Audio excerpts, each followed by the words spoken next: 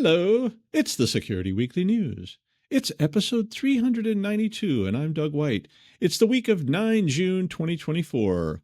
We've got for you, Buzz Aldrin punches me in the face, The Gray Lady, Veeam, Microsoft Squared, Nvidia, Hardware, Pentests, Josh Marpet, and more on this edition of the Security Weekly News. This is a Security Weekly production for security professionals by security professionals. Please visit securityweekly.com/subscribe to subscribe to all the shows on our network. We interrupt our program to bring you this important message. It's the show that keeps you up to date on the latest security news twice a week. Your trusted source for accurate security information and expert analysis. It's time for the Security Weekly News.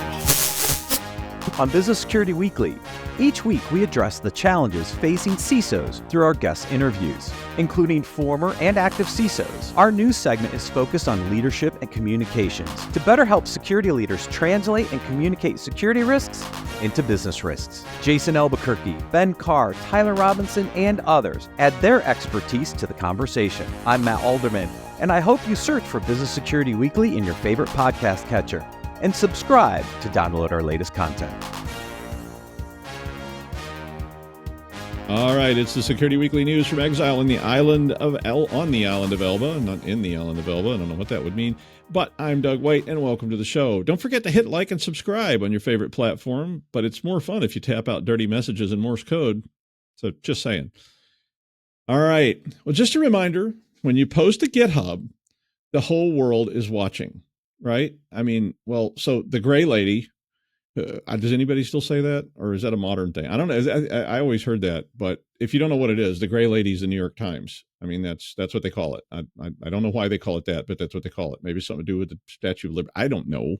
But anyway, they had their internal source code and data leaked on 4chan this week after it was taken from GitHub repositories back in January on 2024. Now, the internal data was leaked it was leaked last week on Thursday by an anonymous user who posted 273 gigs of data. Now, the post said, quote, basically, all source code belonging to the New York Times company. There are around 5,000 repos. Out of them, less than 30 are additionally encrypted, I think. 3.6 million files in total, uncompressed tar. So, yeah, that's significant. The archive includes a source code for Wordle, allegedly. If it's got Will Shortz's home address, I'm in. Anybody get that? Anyone? Bueller, Spicoli, Barbarino? No, nobody. Okay, well, whatever. Look it up. It's not porn. It might be porn, but it's probably not porn. But anyway, the New York Times said the breach did not affect its internal corporate systems and had no impact on operations. So look, this is the reason I even put this story up. If you allow GitHub repositories to be used in your organization for either uploads or downloads, and you probably do, whether you know it or not, but you really need to think about what's a policy around this and what do we put in these repositories? Because if you're not protecting tokens that get pushed in there, and people push in default passwords, they push in hard-coded passwords, all kinds of stuff, you are going to get got. Seriously. I mean, so you need to, and it doesn't just mean GitHub. There's many, many others of these. We'll talk about another one later. We talked about a Veeam report on Friday, and ironically enough, Veeam is back today with a totally different story. So a proof of concept exploit for the Veeam Backup Enterprise Manager was published this week. So this is a flaw in an authentication bypass, or it's an authentication bypass flaw that has just been patched. So if you are using Veeam, you should probably patch right now. Now, the flaw itself is in the veeam.backup.enterprises.rest API service.exe, which is a listing daemon on port 9398 TCP, which serves as a REST API service for the main Veeam web app. So this is sort of the back-end listing service for that web app that people use for these like centralized Veeam backup apps. If you've ever used Veeam, and I have, this is a listing daemon.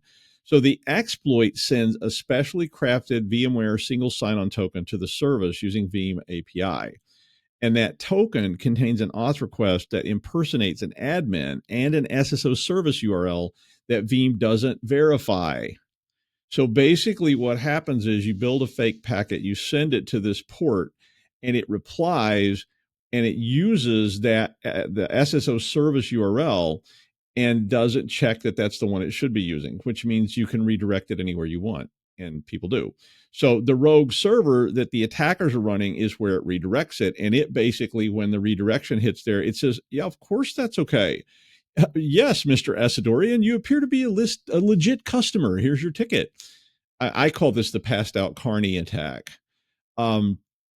Like one time, a long time ago, we saw this carnival ride. I think it was a tilt-a-whirl, and the operator was, well, shall we say, a bit under the old meth weather. Although it was probably Quaaludes or moonshine made an old car radiator or something at that point in time. But so some other kids were actually operating the ride while this passed out guy was laying on the ground in a puddle of vomit. It was a carnival. I mean, if there's not a passed out guy in a puddle of vomit, it's not a carnival. Come on. So we all get to ride for free. I mean, I know that sounds dangerous, but honestly, I'd rather have some teenage kid operating a ride than this guy who was probably in the verge of passing out. And there was just a button that said go and stop. I mean, it's not rocket science. We did see some bolts and things laying on the ground. So, but it's a carnival. If there's not a chance of death, it's not any fun. But anywho, you might want to scan TCP 9398 TCP to make sure somebody hasn't started running this, because people do run these things, and you can set up Veeam, independently on a system or whatever. So you need to patch it. And if you can't patch it, you need to limit access to it. And you should be doing all this stuff anyway. Limit access to that web interface to only trusted IPs, block port 9398 at the border, put multi-factor on all your Veeam accounts, et cetera, et cetera, et cetera. There's a lot more detail about this in the article. There is not any more detail about my passed out carny attack. Microsoft's Visual Studio Codes, here's another repository, and this is called VS Code Extensions Marketplace. Is where you go to get, add-ons for your Visual Studio IDE. And it's a lot like PyPy or, GitHub or any of these other repository places. It's a place where you can download random stuff that other people wrote and trust it wholeheartedly and embed it in your apps. But apparently the VS Code Extensions Marketplace is also filled with malicious uploads and apparently doesn't have much in the way of security controls. A letter published in Medium is part of a 6-part blog series where the authors hacked more than 100 organizations last month, including some biggies like Microsoft. I guess Medium doesn't have a human subjects review committee on blogs. I mean, I couldn't even get approval to put up a honeypot to see how many students would go to a site marked answers to Dr. Cronin's final exam. Literally, I'm not even making this up. It wasn't Dr. Cronin, but we were trying to do some tests like this on campus. And human subjects review was like, no, you can't do that. You cannot misrepresent. And I was like, but look, it's not going to hurt anybody. And they're like, sorry, no. They did allow my electroshock experiment with LSD go ahead, but, regardless of that. But anyway, I certainly couldn't have got approval to hack Microsoft. The blog entry on the 4th of June said, quote, during our research on the marketplace, we found an incredible number of security design flaws implemented by Microsoft that provide amazing ways for threat actors to gain credibility and access. Visual Code Studio is the most widely used IDE with more than 15 million monthly users, and the VS Code Marketplace gets more than 4.5 million views for any given month. They went on and said there's more than 60,000 extensions from more than 45,000 publishers on the site. Now, per the report, the average dev in VS Code uses about 40 IDE extensions in any given thing. I mean, I don't do elaborate dev, but if I was doing dev, I use a few. But I mean, and extensions are one of those things that you need when you need them, right? I mean, to me, I know there's planned extensions, so there's stuff I always put in code when I'm working on it, so it's just like automatic. I have it pre-set up. But there's always these things that when you need them, you go get them, right? Like you're trying to write a random number generator that uses a Poisson distribution and doing all that math, and voila, there's a handy dandy random library right in front of your very eyes, glowing just out of reach, like your cat lost in the forest, that leads you right into a nest of venomous swamp slugs. Venomous swamp slugs. Say that real fast 3 times. Wait, where was I? Okay. If I keep on rambling like that, they're going to make me a candidate for the U.S. presidency. But the experiment involved a typo-squatted extension called Darkula Official in place of the Dracula theme extension, Trick or Trout. But I mean, which I haven't seen, but I haven't seen the Dracula, but I kind of want to now. Anyway, the Darkula extension sent whatever code the victim was working on to the researcher's server, along with the victim's machine name, domain, platform, and a whole bunch of other stuff. Wow, human subjects would, like, their little human subjects' heads are exploding right now. This is like going to them and saying, we're going to draw a student's blood and inject it into other students after we've like infected it with tuberculosis just to see what would happen. We'll pay each one of them $5. There is no way a human subjects review board would allow any such thing like this. But regardless, it's a blog, so you can do whatever you want, which is an idea because this is a blog, right, of sorts. Anyway, after their experiments, the research found that the VS Code extension had 1,300 malicious components with over 229 million installs. They found 8,161 extensions that communicate with hard-coded IP addresses, 1,452 that run unknown binaries or DLLs on the host machine, 145 that were flagged by VirusTotal as very likely dangerous, and 87 that attempt to actually read, wait for it, Etsy password. Classic. That's epic, right? I might have written that one. But all it takes to become a publisher on this thing is linking to a DNS verified domain to your account. And come on, we could set that up while we're talking here. They found 2,304 extensions that use different publishers' GitHub repositories as official repositories.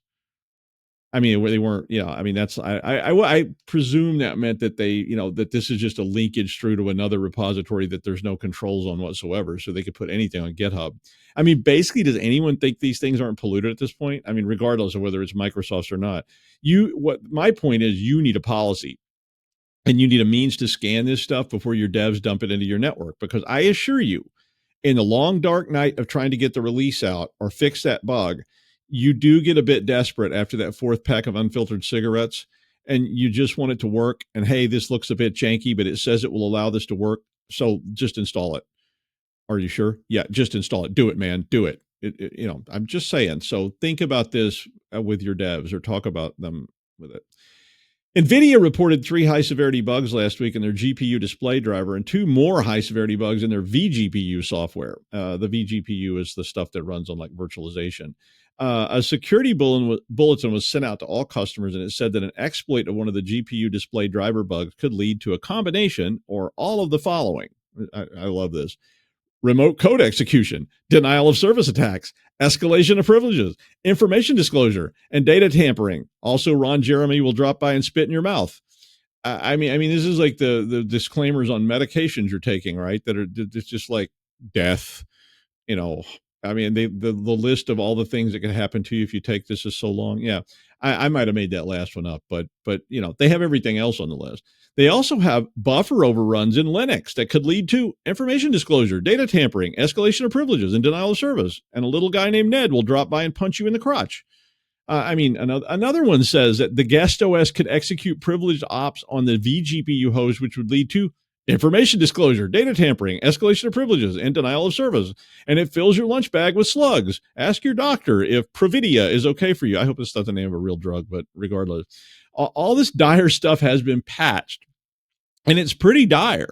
The warnings were pretty frightening, and it's all been patched, so you probably need to get on this right away. And you probably have some or all these NVIDIA things in your systems, either at home, at work, both, probably all the above. And guess what? Bad things are going to happen, up to and including death. So you know what to do. In a report on the 10 Pentest 5, the top Pentest. In a report on the top 10 Pentest findings and recommendations this year, which is worth a read for sure. I listed them because I was just wanting to see has anything gotten better. The top one was multicast DNS. This is a localized service if you're not familiar with it, but it may be enabled, and it's recommended that you disable it if you're not actually using it for something specific. It provides DNS names without local DNS service, which is kind of like that old local host type file service, which we all know was a lot problematic too. You get a host file, somebody tampers with it, that kind of thing. And it is one of those things that can be poisoned pretty easily, and it probably should be disabled. NetBIOS name service spoofs. Okay, that was number 2. Well, that's basically the same kind of thing, right? NetBIOS is something that kicks in when you don't have a DNS server available. So hackers block the DNS service, and all of a sudden you're using this spoofed service. So again, this one could be spoofed. You poison the DNS. Somebody tries to go to the HR login site to report creepy old Mr. Rawlings, and they really end up on a fake site and get their credentials harvested, if not their organs, or both. But link local multicast name resolution. So this is another DNS spoofing issue that can be done. IPv6 DNS spoofing. So like the top 5 of these things are all DNS spoofing attacks, which are pretty good things, to block, because DNS spoofing is really dangerous. There seems to be a theme there. Okay, here we go. Okay, the next one. Outdated Microsoft Windows systems. Imagine that. You scan and find out that Dr. Fang is still running Windows XP and Dr. Glorfeld is still running Windows 3.1 on a DOS 6 machine. Yeah, been there, done that. I mean, that can be a problem, but you can't make them change. Don't even try. Isolate that stuff. I mean, put Dr. Glorfeld in his own private VLAN and don't let him have access to the internet and see what happens. But an IPMI auth bypass, this is Intelligent Platform Management Interface, is a server management tool, and it has some vulnerabilities which allowed attackers to bypass auth and extract password hashes. I'm having trouble talking today. Ouch. Must be my medication. Put all that on a private VLAN, please. I've been saying it for years and years and years, right? And people don't do it. And here's a good one. Don't use default passwords. Yeah. Did I miss that one? I had that one in here somewhere about default. Well, it's here somewhere. Microsoft Windows RCE Bluekeep. Now, that one is a Windows vulnerability that's been around for a while. It has a lot of tools available to allow someone to take over the system. It is patched, but hey, did you patch it? Oh, here it is. Local admin password reuse. Oh my God. This is what caused me to take up serious drinking. I remember those clowns going, yeah, we all share the root password. And I said, how about that guy Lenny that they fired last month for trafficking venomous snakes to underage children? Oh yeah, he quit, or we fired him. I'm not sure, man. But does he still have the root password? Oh yeah. And is the root password still Fladnaxler, which is Gandalf rules backwards? Yeah, that kind of stuff. The guy laughs. Yeah, man, we love that password. Crazy organ grinder music starts playing, and I wake up hitchhiking out of town. I mean, it never fails. I mean, if you didn't notice that, those shared passwords drive me crazy. Eternal Blue. I didn't even know that was still around, but guess what? Dr. Glorfeld's still running Windows XP. Yeah, that kind of thing. So yeah, all that. Eternal Blue. The last one was Dell EMC iDRAC 7.8 CGI injection. I didn't really know what that was. I know what iDRAC is, but then I realized, oh yeah, that's just that baseboard stuff. That's basically a server management tool, and it allows attackers to execute commands with root privileges so they can control the iDRAC. And iDRAC is a Dell controller for all their servers, so yeah, it would be pretty bad. And then Ron Jeremy shows up and spits in your mouth. This story came from Vonahigh Security, which published the annual report. It's based on 10,000 automated pen tests that they ran at 1,200 different organizations. Do better. Private VLANs, come on. And just don't let Ron Jeremy on the premises. But anyway, since we're doing best ofs, this story was the riskiest connected devices of 2024. And it was based on a report from Forescout Research Videri Labs, who examined 19 million devices to figure out what categories were the worst. The study was looking at the potential for misconfiguration, the number of vulnerabilities found, exposure to the internet, and potential impact to the organization when it gets compromised. IT devices were 58% of vulnerabilities. I mean, but that's down. That was on the decline because IoT threats grew 136% over last year, to representing 33% of the known bugs in these systems. The most vulnerable devices were wireless access points, routers, printers, voice over IP devices, and IP cameras. So notice that this is all peripheral stuff, which makes sense. The most exposed unmanaged stuff is VoIP devices that people still have sitting around, networking infrastructure, and printers. No big surprises there, but ensure your plans don't just worry about desktop computers and laptops, because you got all this other infrastructure stuff sitting around out there, plus those routers and switches that people never seem to check on. Remember that little Bluetooth controlled bot that Jennifer brought in so that they could drive it around the office from their phone and drive everybody bat guano? Yeah, that thing was working for the Russian mob. But, so the biggest risk verticals they found were technology, education, and manufacturing, which was interesting to me. Healthcare had a big decline in risky devices. But again, the top of the list for riskiest devices are in the Internet of Medical Things. Yeah, that thing. that drone that they put down your throat. Yeah, wait till that thing gets hacked and eats your duodenum. And yes, you have a duodenum, and it's not dirty. Well, it might be dirty. I don't know. I don't want to see your duodenum. Keep it to yourself. But anyway, it's really too big to cover here. But I wanted to point out that the report was interesting to look at. They do it every year, so it was quite a year-over-year kind of interesting thing. Now, I didn't agree with this last story here about the heroes of space flight being the pilots in the old days. I really didn't.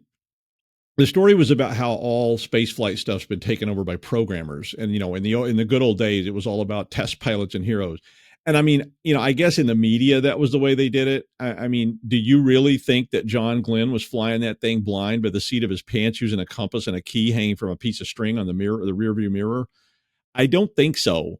Well, I don't know. Maybe it was, but there's a lot of code in those old spacecraft as well. And I mean, it's kind of sad, really. I mean, do you know who Margaret Hamilton is? Does anybody? Anybody? Bueller, Barbarino? Anybody out there? No. Well, maybe you do. Some of the coders do, and I see Josh shaking his head. I mean, but you probably do know who Neil Armstrong is and Buzz Aldrin. But you probably don't know poor old Michael Collins. Poor Michael Collins. He had to stay in orbit because, somebody had to keep the thing circling up there while Buzz and Neil were down there screwing around. But Margaret Hamilton wrote a lot of the damn code for that. And incidentally, if you're interested, the code is available on GitHub. You can actually go there and download it. It's literally on there. There was no GitHub or PyPy back then, so you could maybe even trust it, although you probably can't trust it now. You can even download a virtual compiler for the AGC, which is what this thing ran on. That was what the computer was called in the Apollo 11, was the AGC, and you can download a virtual compiler, compile it, and actually play around with it if you want to. But the story, of course, about how software engineers are the heroes now, but I think they were kind of back then too. I mean, you want to throw a metal ball from one place to another with everything spinning in space around multiple axes with 3 really vulnerable sacks of meat inside that require food, water, and waste tubes. Those guys just sat there and watched the blinking lights. Well, not really. But without the code, the lights wouldn't have blinked at all. I mean, when Buzz pushed the button to mark eject waste, what controlled all that? Yeah, exactly. The launch, the descent, everything was controlled by Margaret's code team. So there. But all the parts are important, and I don't want Buzz Aldrin to drop by and punch me out. He might. He's 94, but Buzz would probably come by and punch me out. And he does take stuff personally. I mean, those guys were super brave or crazy, probably a little bit of both. I mean, we're going to stuff you in this metal can. The Earth is spinning. The moon is spinning. They're all spinning around the sun. The whole universe is revolving around everything else. But we can probably hit the target from, 11 million miles or whatever it is. It's not 11, 9. I don't know. It's a long way. And, there's gamma radiation, space creatures, who knows?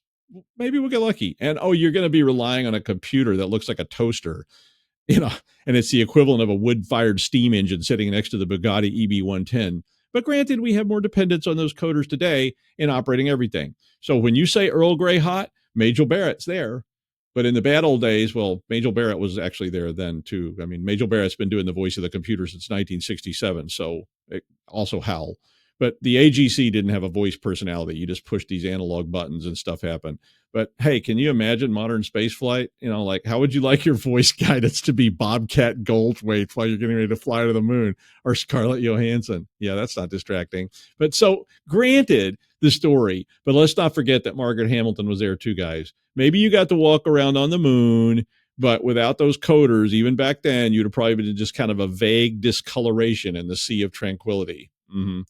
Anyway, I met a traveler from an antique land and said 2 vast and trunkless legs of stone stand in the desert, and that traveler was Josh Marpet. Hi, Josh. Hey, and did you know, by the way, that code is some of the most beautifully commented code I've ever seen in my entire life? It is. It is unbelievable. Awesome. I literally used it as an example of how to document things properly for when I taught digital forensics. Same. And when I taught, so I taught Visual Basic back in the day. And I used it as an example of how to comment code properly. Like for example, the module that starts the ignition of the actual rocket is called Burn Baby Burn. Yeah. Every single line of code is commented. It is. It's absolutely beautiful commentary, and it's awesome to see somebody doing that, especially way back then when you would not have expected such things. And I mean, it's amazing that they got that thing there and back. It's just truly. Well, it's interesting. I'm gonna spend 30 seconds talking about this, but NASA doesn't build things to work. NASA build things to work to not work. So even if it breaks, it still has to function. So to do that, it has to be amazing engineering, amazing coding, amazing, beautiful stuff. So anyway, Well, you let's can't get on call to another story, 911 which from the is moon. Yeah, it doesn't work that way.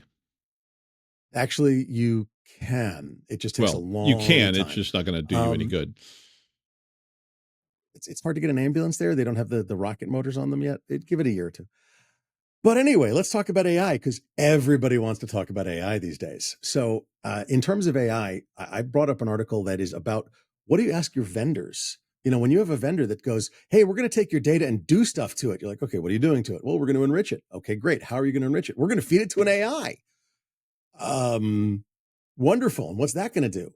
Because vendors are doing that, literally, not even joking. Do you know how many companies are treating AI like magic? They're like, hey, we're going to put it through AI. And what's it going to do? Well, it's going to make it better. That's nice. Okay. So anytime you hear that, by the way, throw them out of your office because that means they don't know what they're talking about. AI is not magic. AI is analysis of data. And it does a pretty cool analysis of data. It does amazingly neat natural language processing. And it does very cool stuff like that, autocomplete on steroids. However, it is not magic. And so one of the things we have to do is we have to assess our vendors who are using AI. Word to the wise, every single SaaS vendor is or is trying to, period, bar none. Okay, let's be clear on this. So that being said, how many SaaS vendors do you or your company have? Oh, that many? Wow. I didn't think you were doing that many, man. I'm sorry. I didn't realize. But have you asked all of your SaaS vendors, are you using AI on our data? And the answer is going to be yes. Hell yes. Would you like to see our cool new AI demo? Cool. Can you tell me about the security around the AI? What do you mean? AI is perfect. Yeah, no. And so my article is a few questions that are actually about the security and regulations and regulatory environment or whatever of the AI that's going on there. And it actually doesn't even go all the way. I worked with one client who had an 80-question questionnaire for their vendors about AI, and they didn't even catch everything. We actually worked through it and added a few more. They did a great job, though. I got to give them credit. 9 questions, you're not even close. For example, none of the questions in there ask about the NIST AI risk management framework, the Berkeley AI risk management framework, the Singapore risk management framework, AI risk management framework. There's a half a dozen of them out there that I consider pretty damn good. So if you are using SaaS vendors, and you are, then you better check with them the security, the compliance, the how many third, fourth, and fifth parties are coming in and touching your data, and what they're doing with your data, and what they're allowed to do with your data. And are they allowed to store your data? Are they allowed to copy your data? Are they allowed to? Where are the permissions on this stuff? So effectively, if you've got SaaS vendors, and you do, and you've got AI, and you do, and no, I don't care that you blocked it internally. You have AI. Trust me on this. You know how I know that? Because 20 years ago, when we told people there's no wireless in the building, and a salesman walked into the conference room with his laptop and said, I've got wireless, because he bought a WRT 54G and plugged it in under his desk. And we were like, what? How? And we would literally, like, you'd see somebody like sliding under his desk and going, no, you don't. Okay. But because if you don't give them access to it, they will find access to it. Shadow AI is just as real as shadow IT. Trust me on this. All right. If you have this, and you do, then you better be checking it and making sure that it meets your standards. And if you don't have a standard, and a lot of you don't, just yell. I'm an EINS faculty member, and we have a standard. I think we give it away. So I wrote it. It's actually halfway decent, I think. Please feel free to yell, and we'll get it to you. But seriously, you got to have an acceptable use policy or an information security policy that tells what are you allowing your data to be touched by. Do you allow restricted data to be in a public AI? Do you allow public data to be in a private AI? Where are the crossovers here? You have to be careful with your AI and your AI usage. You have to make sure that you understand. You know, it's crazy. I know, like default passwords. You know, Doug, you'd think that default passwords would be long gone, but it's still a problem. It's still a massive issue. And so just like that, we still have to watch over and control the flow of information through all of our vendors, through all of our internal processes, and through all of our systems. It's exactly the same thing. But that means because AI is so different, so beautiful, so wonderful, it's the same damn stuff. It's just another method of computing information. Let's be clear. It's cool. It's neat. It's fun. Don't get me wrong. I'm not dissing AI. I use it every day. I love it. It's fun. But it's still a means of touching information. And by so doing, it can expose and exfiltrate information. Please be careful. Doug, back to you, sir. Thank you, Josh. Yes, be careful with that AI out there. Don't. But it is in everything now. I think I've got my can opener upstairs is like talking to me and saying, "Let me get that for." Your fridge told me that it is. Yeah. So Yeah, it's like the fridge said you needed me to open this can, and it's all in Majel Barrett's voice, and it's like, oh, all right, because she willed her voice to, I don't know, entertainment, and they recorded her reading the dictionary or something before she died, so they can always use her voice on the Enterprise forever after and forever. And I'm like, okay. All right, and finally, Microsoft pulled Windows 11 24H2 from the Insider Release channel. They were rolling it out to participants in the Insider channel, but apparently it had some issues, and it's been very, very quietly, put out to pasture. The pause was announced on the blog, which had previously been boasting about how great it was and that the release would be later in 2024. They mentioned Wi-Fi 7, sudo for Windows, Rust in the Windows kernel, and all kinds of cool add-ons. No reason was given for the pause. It was just sort of like, sorry, we're going to pause this a little bit, slow things down, that. But the feedback on the Feedback Hub was not good. And here's what it reminded me of, a video game rollout. You ever seen a video game rollout? Like they announce a product, they have all this advertising and marketing, and they show you all these cool pictures, and it's like going to be the greatest thing you've ever seen. It's so much better than last year's version. Oh my God, oh my God, oh my God, I can't wait. And then they pay all the influencers to go, this is going to be like, you won't believe this. It's going to be amazing. And then, they have weeks and weeks of build up about all the new features, the amazing graphics, and the built-in bread slicer. And then, all the rest. Crashes, glitches, let's see, app freezes, degraded performance, problems with VPNs, descriptions like disastrous worst release preview I can remember. You know the drill. Happens exactly the same in video games. I mean, if we'd used that approach in the Apollo 11, Buzz Aldrin would have still been on hold to customer support when the air ran out because they were trying to file a bug report on that waste tube indicator button, backflowing, all that kind of stuff. Yeah, but that's another story. So, no, we don't know when that new Windows version is going to come out. Anyway, I will next be live at the 23rd European Conference on Cyber Warfare and Security on the 27th of June in Jyväskylä, Finland. Sorry for the pronunciation as ever. Thanks, Josh, and we will see you next time on the Security Weekly News.